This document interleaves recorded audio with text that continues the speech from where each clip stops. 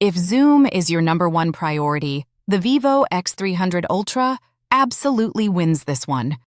Its massive 200mm periscope telephoto lens is honestly insane, super sharp, crazy stable, and Vivo's AI tracking keeps footage smooth even when you're zoomed way in.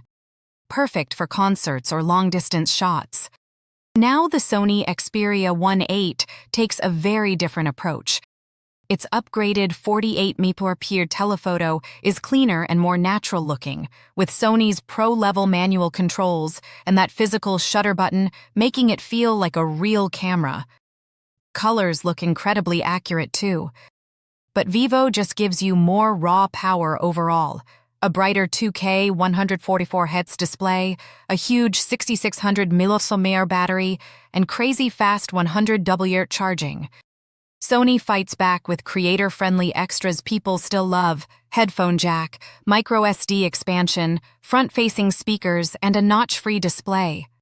So here's the quick answer. Get the Vivo X300 Ultra if you want the best live zoom and flagship power.